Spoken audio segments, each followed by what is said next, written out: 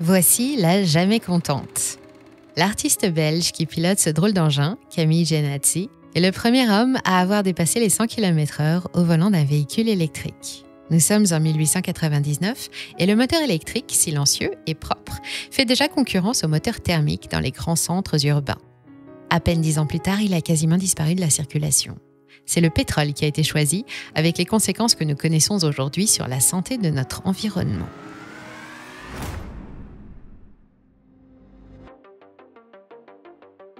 « 120 ans plus tard, à quelques poils près, voici une Tesla Model 3, 100% électrique, aussi confortable, silencieuse et propre que ne l'était son ancêtre, et même bien plus. C'est aussi la voiture électrique la plus vendue au monde en 2021 et la 9e meilleure vente, toute motorisation confondue. À l'heure de l'urgence climatique, cette fois, c'est l'électrique qui a été choisi. Aujourd'hui, c'est un marché en forte croissance, malgré les pénuries et les délais à rallonge, puisqu'il progresse de 80% dans le monde au premier semestre de 2022. Et dans ce domaine, rarement un constructeur automobile n'aura été aussi populaire que Tesla, le leader incontesté, le pionnier de la e-car, l'exemple parfait du rêve capitaliste d'un projet fou, parti de rien et propulsé jusqu'au sommet en un temps record et qui a révolutionné le véhicule électrique. Mais Tesla est aussi un cas particulier, une sorte d'ovni dans le tissu des grandes entreprises mondiales. Ses performances boursières en lien direct avec les communications d'Elon Musk, son excentrique PDG, surprennent déjà régulièrement les investisseurs et depuis l'année dernière, ce sont ses performances commerciales et financières, exceptionnelles dans le monde de l'automobile et dans l'industrie en général, qui attirent tous les regards. Tesla, ce n'est pas que le succès effronté des voitures électriques, les fameuses autotamponneuses dont se moquaient encore hier les amateurs de grosses cylindrées fumantes. Ce n'est pas non plus seulement des idées délirantes qui finissent par aboutir à des voitures autonomes pilotées par intelligence artificielle ou à des véhicules amphibies innovants. Et ça se résume encore moins à Elon Musk, l'homme capable de faire s'effondrer une crypto-monnaie dès qu'il se mouche. C'est tout ça en même temps, plus le reste. Et dans cette vidéo, je vais aussi vous parler du reste, de sa stratégie diablement efficace, de sa place sur le marché de la voiture électrique, de son avenir qui lui est intimement lié et pas seulement. Et avant de commencer, si vous avez envie de nous montrer votre soutien, pensez à vous abonner et à partager nos vidéos. C'est gratuit, mais pour nous, ça n'a pas de prix. Et c'est aussi le moyen de ne rater aucun de nos sujets et de tout comprendre du monde qui nous entoure. Et maintenant, je vous emmène faire un petit tour en voiture, électrique bien sûr. Attachez votre ceinture et bienvenue sur Money Radar.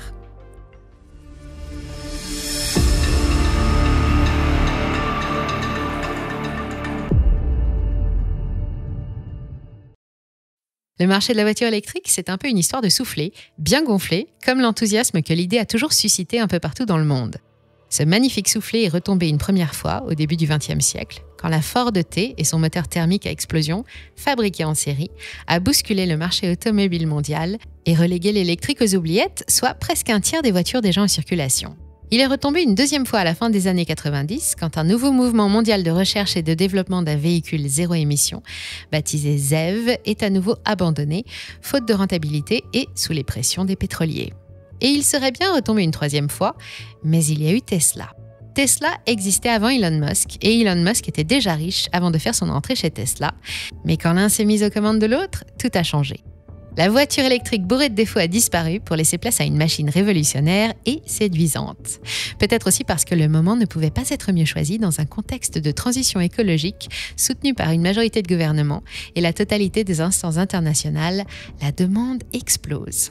Au premier semestre de 2021, il s'est vendu 1 700 000 véhicules électriques dans le monde. En 2022, on a dépassé les 3 millions pour la même période, en dépit des critiques, des pénuries et du prix. Mieux encore, l'électrique représentait 2,5% des ventes de voitures l'année dernière, quand cette année, on atteint 8,5%. Avec plus de 7 millions de voitures électriques vendues d'ici la fin de l'année, il devrait atteindre 10% et progresser de 80%, quand le marché automobile, lui, recule dans son ensemble de 12,2%. En 2003, quand Tesla voit le jour, à peine 50 000 véhicules à propulsion alternative se vendent chaque année, et ce ne sont pas encore des voitures électriques, mais des hybrides comme la Prius de Toyota, qui dominent alors les débats. Les voitures électriques ? Bof, on a déjà essayé, c'est moche, c'est pas pratique, le monde n'en veut pas. Et pourtant, Martin Eberhard est un ingénieur californien de 43 ans. En 2003, il vient de divorcer, il n'aspire qu'à refaire sa vie et, pour fêter ce nouveau départ, il veut s'offrir une voiture de sport, un roadster Porsche, mais il n'arrive pas à sauter le pas. Trop polluant, trop gourmand en essence, bref, pas du tout dans l'air du temps. Pour Martin, l'avenir du transport, c'est le moteur électrique, mais il n'y a pas de Porsche électrique. Alors avec son ami Mark Tarpenning, 39 ans, ingénieur lui aussi, ils décident de se la fabriquer eux-mêmes. Ils veulent créer une machine qui va révolutionner l'automobile, une nouvelle génération de véhicules propres, beaux, performants et confortables, 100% électriques et zéro émission. Bien sûr, cet ambitieux projet a un prix et les investisseurs qui ne le refusent pas un rendez-vous leur rient au nez avant de les raccompagner gentiment à la porte. En 2004, ils tombent sur un type un peu allumé qui croit fermement aux mêmes idées qu'eux et qui partage la même vision du futur. C'est Elon Musk. Il n'a rien de spécial à faire à ce moment-là. Et coup de chance, il vient justement de gagner quelques milliards de dollars avec la vente de sa petite société X.com, devenue PayPal.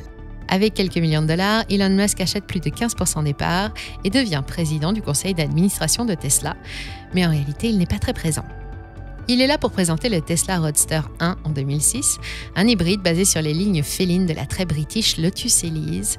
Les nostalgiques de la marque apprécieront, qui peut atteindre 201 km/h et rouler pendant 350 km sans avoir besoin d'être rechargée.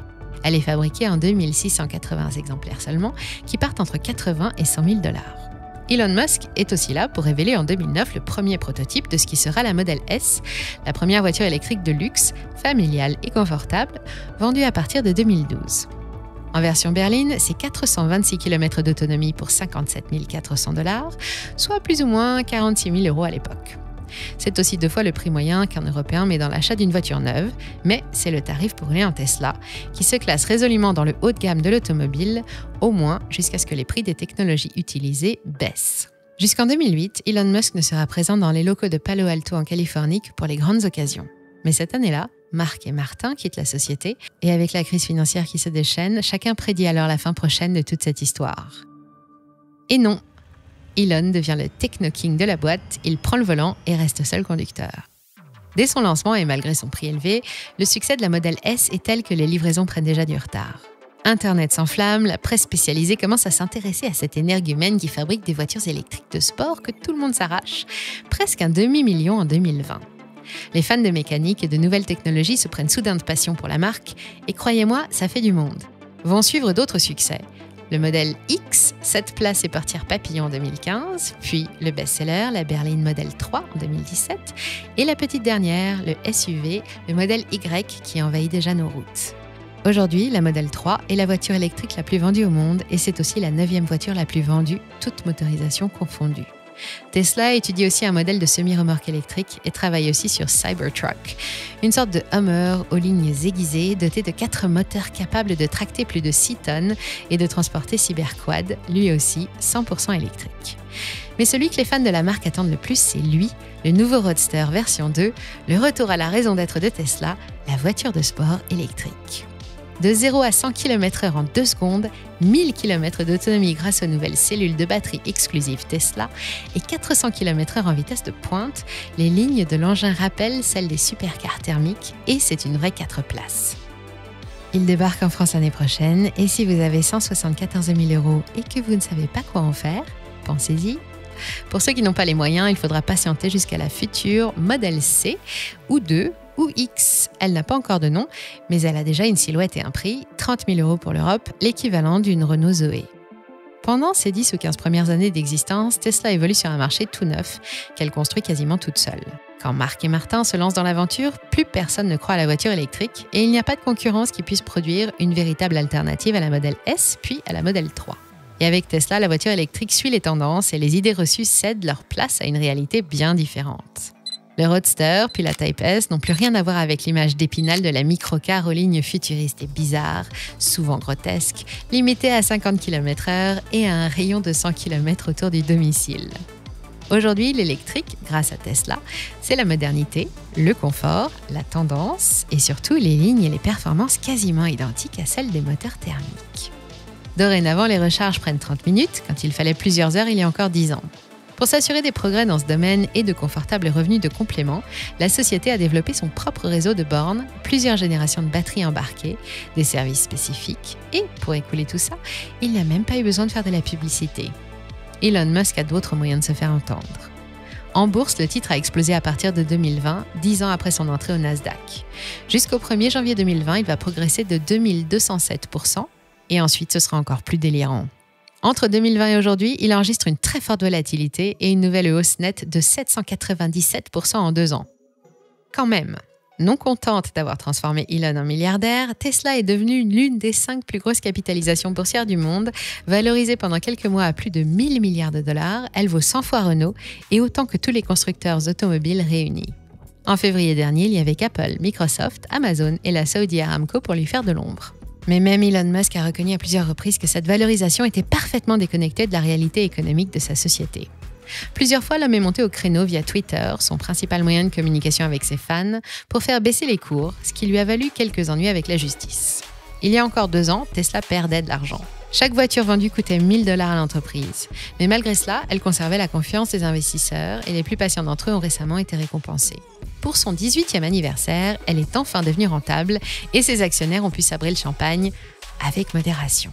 Si vous ne le saviez pas encore, Tesla a pour particularité d'être le titre le plus détenu par les particuliers et beaucoup de petits porteurs ont gagné de l'argent grâce à elle. Des petits et des gros, aujourd'hui, hormis les 14,7% de titres qui appartiennent à Elon, le reste est détenu par... Devinez, je ne devrais même pas avoir à les nommer. Vanguard, Capital Research, State Street et BlackRock détiennent 13,8% du géant de la voiture électrique.